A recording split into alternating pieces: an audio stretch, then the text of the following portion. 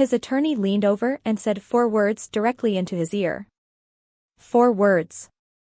And Marcus, that polished, untouchable, never wrong face I'd spent 14 years sleeping next to, went the color of old chalk. His jaw went slack.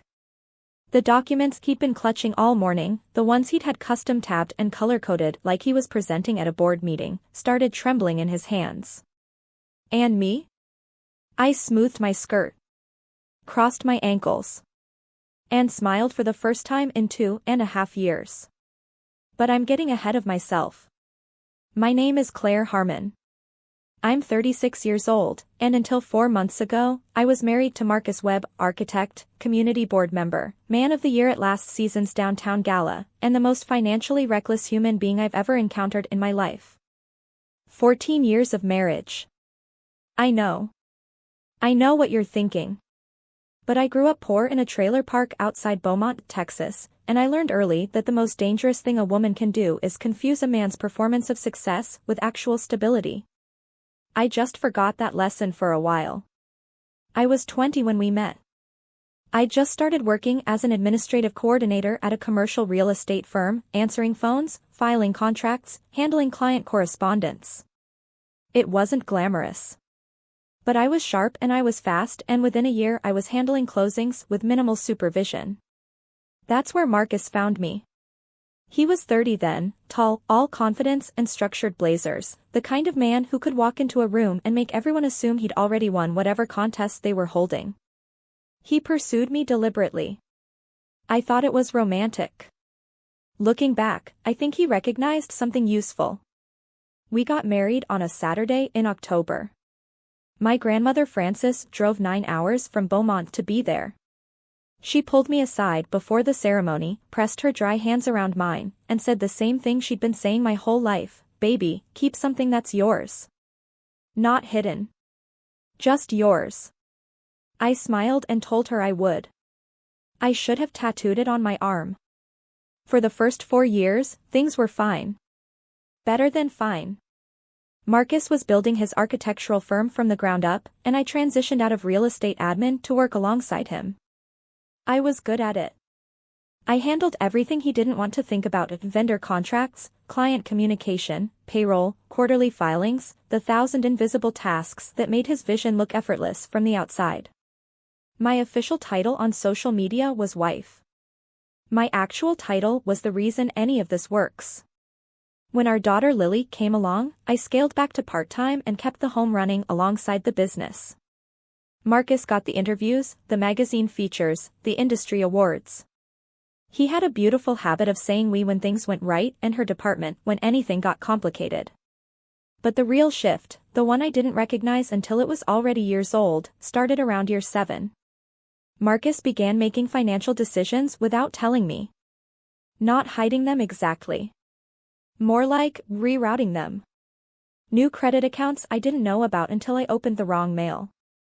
A line of credit against the firm that I thought was for equipment but whose payments didn't match any equipment I could identify. A brokerage account that appeared on a tax form and then never appeared again. I asked questions. He answered them smoothly and at length, and somehow I always came away from those conversations knowing less than when I'd started. I was running the back office. But he'd quietly rebuilt the front. And then 2.5 years ago, on a Wednesday night after Lily had gone to bed, I was reconciling the firm's accounts and I found something that didn't belong. A wire transfer. $73,000. Out. To an account I'd never seen. I sat at that desk until almost 3 in the morning. I followed every thread I could reach. And what I found on the other side of those threads was the kind of debt that makes your vision go white. The house Marcus had let me believe we owned carried 2 mortgages I didn't know about. The original loan of $310,000. A second for $280,000, taken 2 years prior. A third, and I had to read this number 3 times, for $240,000, taken out 11 months ago. Combined balance, $830,000, against a property currently valued at $650,000. We were underwater by nearly $200,000 on a home I thought was ours. The firm was worse. Business lines of credit totaling nearly $400,000, maxed and accruing. Back taxes, 2 years worth, sitting at $62,000. Vendor invoices ignored for so long they'd gone to collections. The company car was a lease with a balloon payment due in 8 months. I did the math. Total debt, somewhere north of $1.4 million. Total verifiable asset value, maybe 1.1. We were in the hole, and the hole was still being dug. I spent the next 3 weeks tracing everything I could access. What I found beyond the debts was worse than the debts themselves. 80,000 in failed cryptocurrency positions. 47,000 at a casino in Lake Charles, spread across 2 years of weekend trips he'd described to me as work conferences.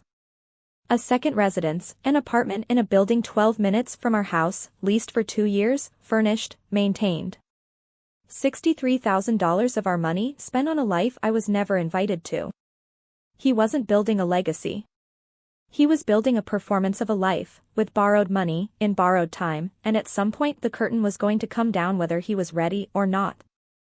My first instinct was the direct one. Confront him. Lay everything on the table. Demand answers.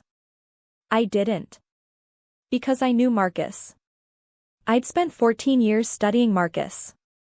I knew how he turned conversations, how he rewrote the record mid-sentence, how he could make you feel like the documents in your hand were somehow less reliable than his memory of events. If I came at him with everything I knew, he would redirect, reframe, and within a week I'd be defending my behavior instead of questioning his. And there was something else. My grandmother's voice. Keep something that's yours. I had. After Frances passed away when I was 27, she left me her entire estate, $291,000. Her savings, her modest insurance policy, everything she'd scraped together from 40 years of work as a school cook. Her will was explicit, for my granddaughter Claire, hers alone. I'd kept it in a separate account since the day I received it. Never merged it with Marcus's finances. Never used it for household expenses. Never mentioned it during the years when money was tight and Marcus was asking me to be flexible with the household budget. Not because I was hiding it, he knew about the inheritance, but because Frances had said hers alone and I had made that mean something. I also had my own retirement account, funded during my 4 years in commercial real estate before the marriage. Rolled over, untouched, grown to about $160,000. Total, just under $450,000. All of it legally, unambiguously mine. So I didn't confront Marcus. Instead, I protected. I spent 2 weeks working with my cousin Daniel, a retired CPA with the patience of a man who's seen everything twice, to move my inheritance and retirement funds into an irrevocable trust for Lily. My name wasn't on it as a beneficiary. Marcus's name was nowhere near it. It was structured specifically for educational expenses, housing assistance, and emergency support for our daughter. Then I documented everything. Every bank statement. Every mortgage document. Every transfer. Every wire. I printed hard copies, kept them in 3 separate locations. I backed up every digital file twice. I was methodical the way you can only be when you've spent years being the person who actually reads the paperwork. And then I waited. I'm not going to pretend those 2.5 years were easy. They weren't. I smiled at dinner parties while knowing the house we were standing in was technically insolvent. I attended the gala where Marcus received his industry award and applauded with everyone else. I kept the business running, kept Lily's life stable, and kept my face completely unreadable. I got very good at patience. It turns out patience looks a lot like peace from the outside. When Marcus finally asked for the divorce, on a Sunday afternoon with Lily at her friend's house, delivered with the same tone he used to discuss contractor bids, I won't lie to you. It stung. 14 years of my life. My 20s. The decade I should have spent building something of my own. Handed over to someone who was dismantling everything I built while I watched. But underneath the sting was something colder and cleaner. He wasn't asking for assets. He was asking for the debt. He just didn't know it yet. Before we go any further, if this story is already under your skin, hit that subscribe button and tell me in the comments where you're watching from and what time it is. I read every one of them. Every single one. Okay. Let's keep going. What followed was a performance I should be professionally compensated for. I became exactly what Marcus expected me to be, a woman coming undone. I cried at the right moments during mediation. I spoke quietly, like someone who'd used up all their fight. I made requests so modest that the mediator visibly shifted in his seat, uncomfortable with how little I was asking for. I just want to make sure Lily is cared for, I'd say. I know the business is Marcus's life work. I don't want to make this harder than it already is. I asked for $40,000 as a settlement, my personal belongings, and joint custody of Lily. Marcus's attorney barely blinked. His client had expected a battle. Instead, he was looking at a complete surrender. Meanwhile, Marcus was celebrating. He let his girlfriend, Sienna, 24, worked at a firm in his building, start spending time at the house while the proceedings were still ongoing. He posted photographs on Instagram. Captions about new chapters and earned peace. His mother, Roberta, called my sister to report that her son was finally free of someone who'd never appreciated him. Sienna repainted my kitchen. I had chosen that color, a soft clay, warm and grounding, from 32 samples, over 3 weeks, standing at different times of day to see how the light moved across it. She rolled over it in one afternoon with something the color of a parking garage. I noted it. Filed it. Let it become fuel. Marcus's arrogance climbed steadily as the proceedings moved forward. He stopped being careful. Started making purchases, a new watch, a weekend trip, new office furniture charged to the business, that told me he was already spending the money he thought he was about to win. His attorney, Gerald Poole, called my lawyer twice in the weeks before the final hearing. He had concerns. Wanted a financial review before Marcus signed the asset transfer. My attorney, Vivian Crane, 61 years old, steel spine, not one unnecessary word, told him that would be fine. She'd provide whatever documentation was needed. Marcus refused. He told Gerald that he knew his own business better than any outside accountant, that the delays were insulting, and that Sienna wanted the paperwork finished. Gerald drafted a formal waiver. Marcus signed it without reading it, because Marcus never read anything he'd already decided wasn't his problem. The night before the final hearing, Marcus texted me, "Thank you for not making this worse than it had to be." I read it twice. 14 years. Everything I'd built, managed, sacrificed, organized, scheduled, and quietly held together. And his parting message was that I'd behaved well. I typed back, "I hope you get everything you asked for." I meant that sincerely in a way he would not understand until the next morning. Thursday. 8:45 in the morning. I wore a navy dress I'd owned for years. No jewelry. Hair back. I looked like a woman who had already processed her grief and was ready to move on to the practical. I looked like someone who'd already lost. That was the last piece of acting I needed to do. The courtroom was courtroom 7. Pale wood paneling, tall windows with morning light. Marcus arrived before me and positioned himself at the plaintiff's table like a man claiming territory. His watch was the new one, I recognized it from his Instagram. His suit was pressed. He looked like a closing argument. Roberta was in the gallery. She'd dressed for a victory. Sienna was in the hallway, not permitted in the hearing, but I saw her through the glass as I entered, designer bag in her lap, phone in her hand. Already decorating a future she didn't know was built on sand. Judge Renata Osei entered the room at 9 sharp. 62 years old. 26 years on the family court bench.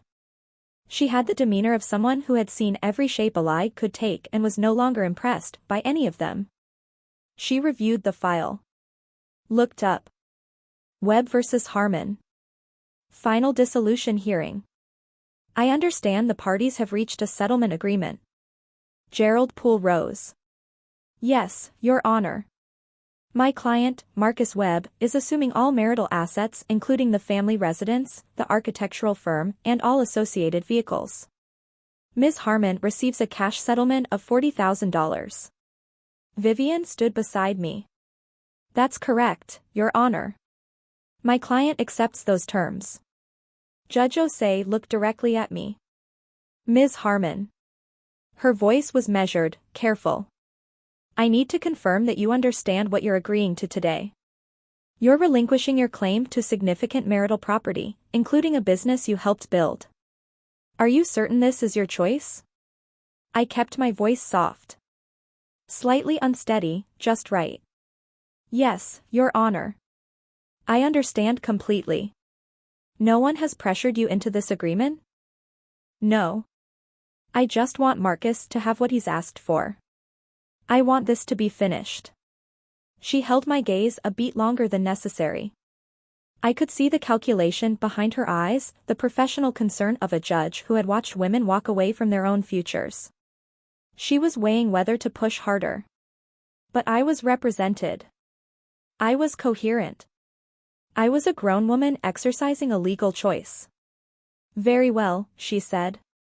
Let's proceed. The documents circulated. Marcus signed with the energy of someone finishing a contract he'd already celebrated. Fast, confident, barely reading. I signed slowly. Deliberately. Like every word was worth the wait. Gerald Poole reviewed the package one last time. Main agreement. Asset schedule. Settlement terms. Then the addendum. I watched his face. Watched the slight slowing of his eyes. The backward flip of a page. The forward movement. The pause. His face went still. He leaned toward Marcus, keeping his voice low. Sir. We need to review the liability disclosure. Marcus waved him off. Gerald, we're 30 seconds from being done. Sir. His voice dropped further, tighter. The mortgages. The business obligations. The vehicle leases. The disclosure attaches full liability to the assets you're receiving. You're assuming all of it. The silence that followed was the kind that fills a room completely. Marcus turned. Looked at the documents in his hands. Really looked at them, for the first time. I watched the numbers land. House, $830,000 owed, $650 in value. Firm, $400,000 in outstanding credit lines. Vehicle leases, $93,000 in combined remaining obligations. Additional liabilities. The total. The arithmetic of a man who had been spending from the future and hoping it wouldn't arrive. He stood up. This isn't right. His voice came out wrong, higher than he intended. Not the closing argument voice. Something rawer underneath it. She hid this from me. Your Honor, this is fraud. Judge Osei's voice was quiet and final. Mr. Webb. Sit down. These numbers are. Mr. Webb. She didn't raise her volume. She didn't have to. Sit down. He sat. She looked at the documents. Looked at him. I'm looking at a liability disclosure statement that is properly attached to this agreement. These obligations are associated with assets that are registered in your name. Your business. Your property. Your vehicles. A pause. Are you telling this court that you're unaware of the financial status of your own assets? Silence. Gerald placed the waiver on the table. Your Honor, I should note for the record that I strongly advised my client to commission an independent financial review before this hearing. He declined. I have his written acknowledgement of that recommendation. Judge Osei reviewed it. Looked at Marcus. This is your signature? Marcus stared at the paper. He looked the way people look when they've been holding a hand of cards they were sure would win and the other player just turned theirs over.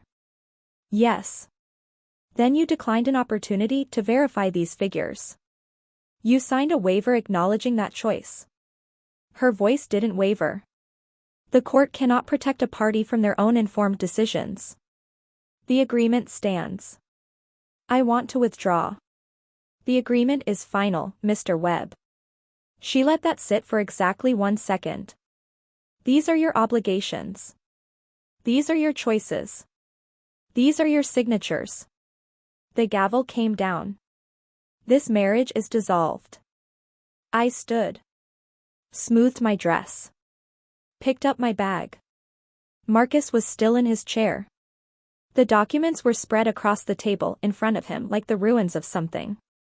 Gerald was speaking quietly into the space beside him. The polished surface of Marcus's certainty had cracked clean open, and underneath was just a man sitting in the wreckage of his own decisions. I walked toward him and stopped.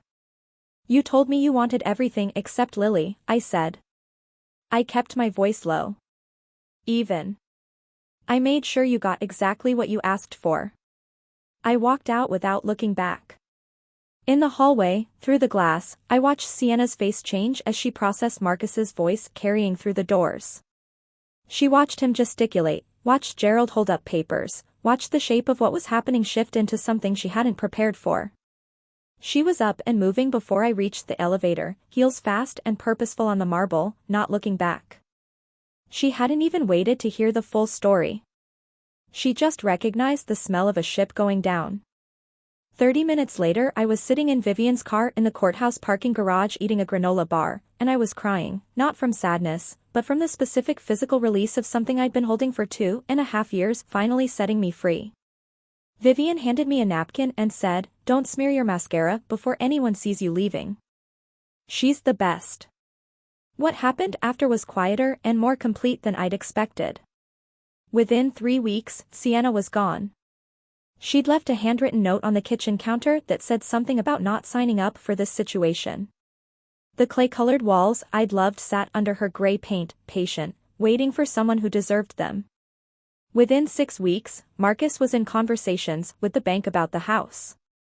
When you owe more than the property is worth and the payments are 3 weeks behind, the word negotiation starts to feel generous. Within 2 months, 2 of the firm's major clients had terminated their contracts. Word travels in professional communities. When the principal of an architectural firm starts missing calls and delaying responses because he's managing creditor pressure instead of projects, people notice. Within 4 months, Marcus filed for personal bankruptcy. The firm he'd spent 14 years building, that I'd spent 11 years keeping functional, was dissolved in a Chapter 7 filing. Roberta stopped mentioning her son's accomplishments at her book club. I know, because we share a mutual friend who relayed this information with the precise neutrality of someone trying very hard not to enjoy it. His mother had packed my belongings into garbage bags. She had called me the wrong kind of woman for her son. She had spent 2 years telling anyone who'd listen that Marcus was finally free of a woman who'd held him back. She was right, as it turned out. I had been holding him back from the full consequences of his choices. That was over now. Lily came to stay with me full-time about 2 months after the divorce was final. Not because the custody agreement said she had to, but because she asked to. She'd watched her father's world narrow, watched the apartment get quieter, watched the man who described himself as the architect of their future spend his evenings on phone calls with people he owed money to. She sat at my kitchen table one night, my small kitchen, in my small apartment, the one I'd painted the right color, and said, "Mom, did you know this was coming?" I looked at my daughter for a long moment. "I knew something was coming," I said. "I made sure we'd be okay when it did." She nodded slowly, processing that in the way she processes everything, carefully, thoroughly, from the inside out. "Then, the trust fund thing?" "The trust fund thing." She was quiet for a moment.